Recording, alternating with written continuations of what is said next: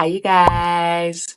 So my energy is a bit low this morning. It is 2:21 a.m. and I'm getting ready to leave for the airport because my flight is super early. I'm traveling to Bilbao for my symposium, the final symposium for my program, where we're going to defend our theses and then have a farewell dinner and basically graduate in quotes. I say graduate in quotes because it's not like a conventional graduation ceremony where you wear a gown and a robe. A gown and a robe. Where you wear a robe and the graduation cap and all of that. But I'm still gonna call it graduation anyway because it's the final part of the program. And um yeah, it's like a celebration of the end of the program, sort of. I guess you could say it that way. So yeah, my energy is low, even though I'm super excited because I just came back from Paris the night before. Very like spontaneous trip I went on with my friend. Um, I'll probably insert some pictures or videos. I don't know if I'll insert it into the video or I'll put it in the description box or something. I don't know. I didn't vlog during that trip though, but like yeah, I went to Paris with my friend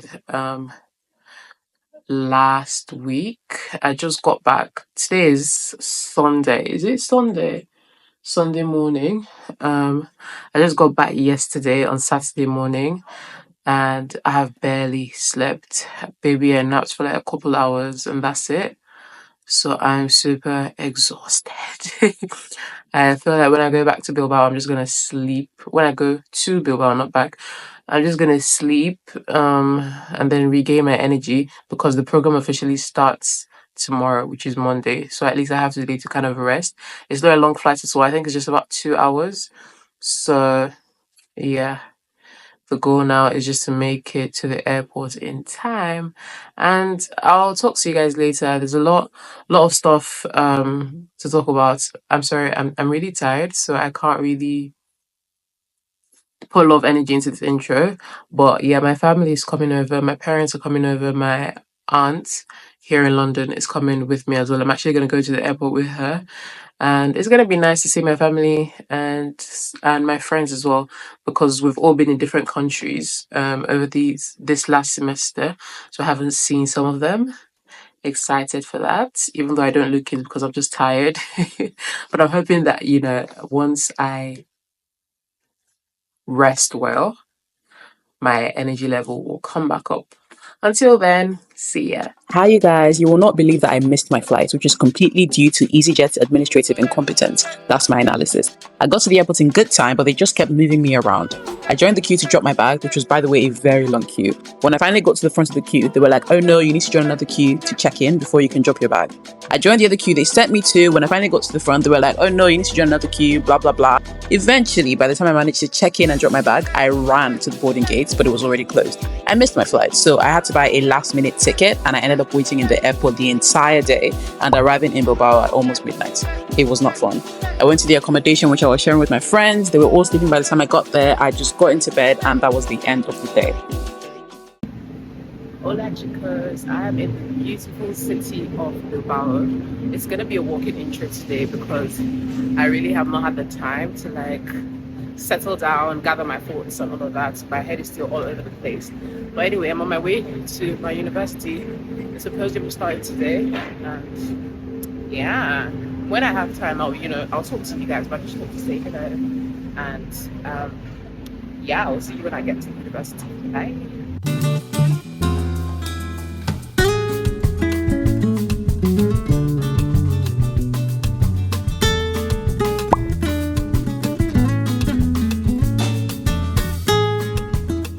They actively challenge these power structures that exclude them, thereby demonstrating agency. And they do this through protests and social movements, which usually manifest in the form of student activism. So in Nigeria, for example, at various places of its history, we've had the Patriotic Youth Movement of Nigeria, the National Association of Nigerian Students, the Youth Solidarity on Southern Africa in Nigeria, and things like that.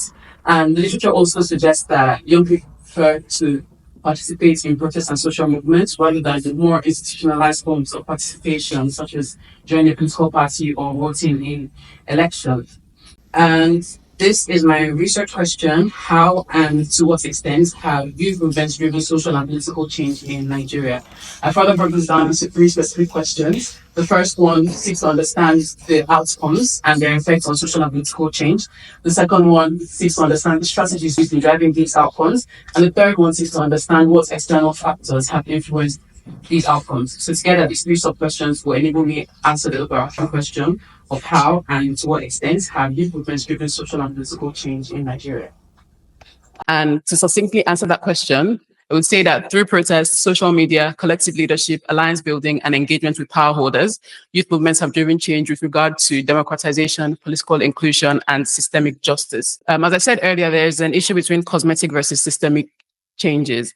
And as I just explained, there are still wider structural issues such as police brutality that continue to prevent the full realization of human rights. But I think this quote from participant 5 is really interesting. It says, when you look at the struggle for social change, it's a process and not an event. And I think this study has shown that Nigerian youth have made they've had significant impacts. Of course, there are still wider systemic issues, but change takes time to fully manifest. And that's the entire purpose of this thesis, to understand what steps have been taken so far, how they've been able to achieve their results, and how we can drive further changes. Right. So as I mentioned, one of the theories that I utilized in this research is framing, which basically discusses how movement actors frame issues, how they communicate issues in order to mobilize public support for their cause. And so one of the participants in the Not Young to Run movement noted that they used references to these external developments in their framing activities, giving examples of other countries in the world where young people are leading, young people are participating actively in politics. And they use this to sort of provide the rationale for Nigeria to also join the trend. So they utilize these external developments as part of their framing activities in order to mobilize support for the cause. Well, my question was partly because you've used the framing theory and the social constructionist theory. Mm-hmm. And I suppose one of the side effects, one of the things that outcomes of that is the way in which human rights discourses are used by social movements. And mm-hmm. I think you pointed out that not everybody is so keen to use this kind of discourse. Mm-hmm. And I wonder if you could say a little bit more about how that discourse is used. Okay, so what I did find out was that while some activists use human rights language, it's not done exclusively. So they usually frame their issues drawing on broader terms such as injustice, or with the student movement, for example, a lot of them were quite motivated by Marxist, Leninist ideologies. So even though the issues they're advocating for have a human rights basis, they mostly don't frame it as human rights issues, but they use related terms such as issues of justice and things like that. Yeah, I found that by doing this, they're advocating for their rights to be upheld, but they're not necessarily using the language of human rights. Does that answer your question? Yeah, that was something that the Not Too Young to Run movement aimed to do as well, like change the perception of young people as being unfit for holding elective offices. And so, like as I was saying earlier, they would refer to like examples of young people leading in other countries to show that young people have capacity. And even the name of the movement itself provided the language for young people to argue for political inclusion, not too young to run. So the participants gave examples of people saying that we should be involved because we are not too young to run. Some of the political aspirants would put not too young to run on their campaign posters. So the movement, in trying to achieve its other goals, is also trying to change the notion of young people as being unfit for office, basically saying they are not too young to run because they also have skills, they also have capacity, and this is demonstrated by young people leading in other countries across the world.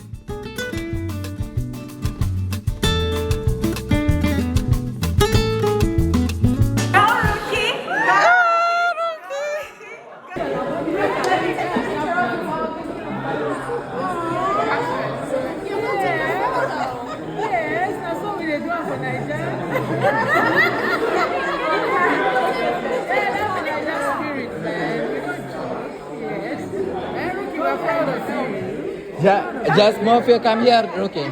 Okay. Okay. Go ahead. Yeah. Okay. Okay.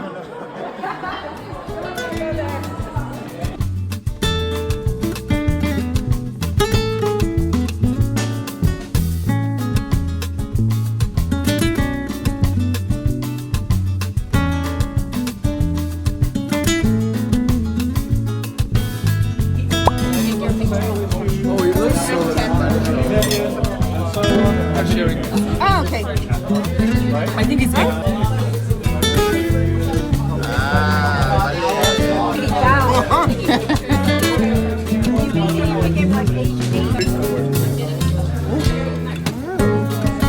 What the hell?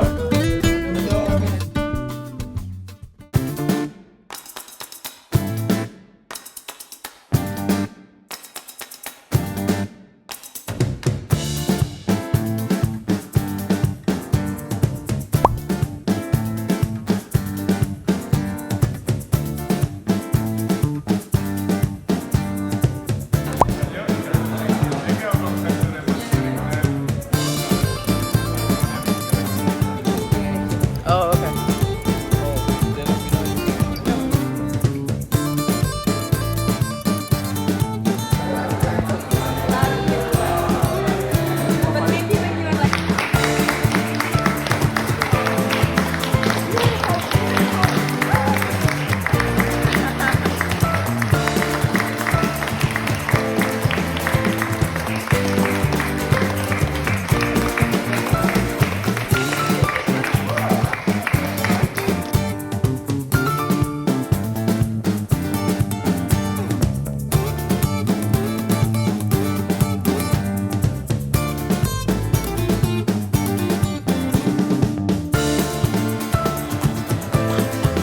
Period. To the graduating class of 2024! And with that, my Erasmus Mundus series is officially over. Thank you guys so much for watching.